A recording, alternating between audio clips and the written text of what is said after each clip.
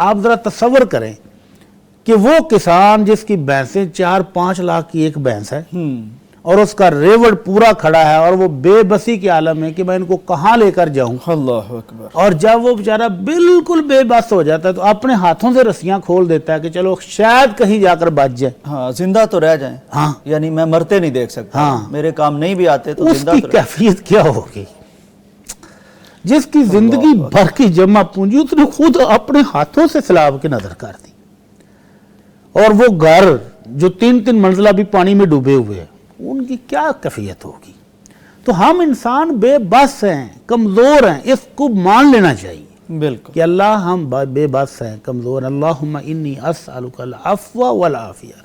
अल्लाह तो इसे सलामती मांगते हैं, अल्लाह तो इसे आफियत मांगते हैं, अल्लाह दुनिया में भी और आखिरत में भी, अल्लाह दीन की भी और दुनिया के माशी मामलात की भी तो इसे सलामती मांगते हैं। इस बेबसी का इजहार करें तो मुमकिन है हमारा रब मान जाए। आप ये बताएं कि वहाँ पे जो मुतासिरीन हैं उनके लिए कैंप भी नहीं है, तो बेसरो सामानी के आलम में वो अभी उनकी हालत क्या है, ज़रूरत क्या है, वहाँ उनको खुराक की या खैमों की या किन चीज़ों की ज़रूरत है, ज़रा इन चीज़ पे निशानदेही कीजिएगा।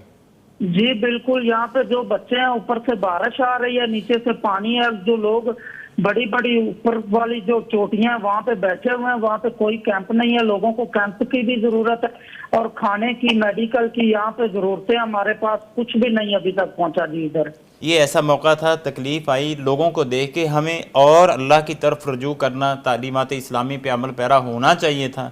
लेकिन ताज्जुब है, आप मस्जिदों को देख लें कि लोग वो पानी का नज़ारा करने के लिए, या दूसरे लफ्ज़ों में कह लें कि जो नामुनासिब है कि वो तमाशा देखने के लिए तो जाते हैं कि वो किस मुसीबत में हैं लोग, लेकिन अल्लाह की तरफ रुजू नहीं है। हमारा ये ख्याल ही नहीं कि हम अल्लाह की तरफ रुजू करें, आफ़ियत मांगे, अल्लाह से दुआएं मांगे, उन भाइयों के लिए भी, अपने लिए भी। लेकिन लोग इस तरह अल्लाह की तरफ रुजू कर ही नहीं रहे, तौबा कर ही नहीं रहे, या कर रहे हैं तो कम लोग हैं, कम लोग हैं। ज्यादा लोगों को इस तरफ आना चाहिए और आना चाहिए। बिल्कुल ठीक। असल में जब तकलीफ आती है तो फिर तो रुजू इल्लाह और बढ़ जाना चाहिए। जो पहले रूटीन में करते हैं उनकी जो है ना वो उन औकात में इजाफा होना चाहिए कि जो है ना हम और ज़्यादा दुआएं करें और ज़्यादा मस्जिद में जाएं। लोग जो है ना मस्जिदें भर जानी चाहिए, अल्लाह का जिक्र अज़कार और ज़्यादा करना चाहिए, ताकि जो है ना ये अज़कार के ज़रिए, दुआओं के ज़रिए बलाएं टल जाती हैं, ये मुसीबतें, ये आफतें दूर होती हैं। अगर तो गवर्नमेंट की तरफ से बांध बना दिया जाए ना मजबूत सा, ठीक, तो ये जो आबादी है ये नतीजे मुआवजात की, वो जमीनी कटाव से बच सकती है। उसके अलावा बाकी जो नुकसान हो रहे हैं उससे बचा जा सकता है। ठीक है। बुलाने का मसला जो है ये इंतजामिया का मसला है। अगर इंतजामिया का कोई फर्द आके उधर से निकासी या तो मुनासिब इंतजाम करवा दे तो उम्मीद है ये मसला हल हो जाएगा। अल्हम्दुलिल्लाह सेफ प्लेस पर मौजूद है, जहाँ पर हमारे घर हैं, अल्हम्दुलिल्लाह हम महफूज हैं। लेकिन इनकी, जैसा कि आप बता रहे थे, हम तकलीफ का अंदाजा अल्फाज में तो बयान नहीं कर सकते और ना ही हम अंदाजा लगा सकते हैं। एक तो यहाँ पर मैं फिजिकली मौजूद होकर आपको बताऊं कि हम दुआ जितनी कर सकते हैं, फर्स्ट ऑफ ऑल दुआ के सबसे ज्यादा हकदार हैं।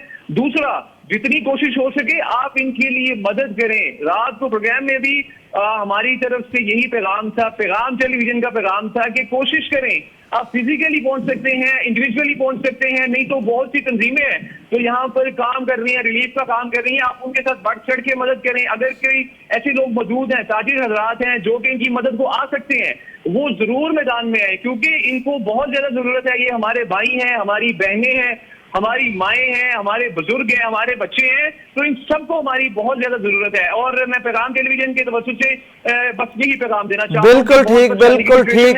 जितना हो सके इनकी मदद आप करें।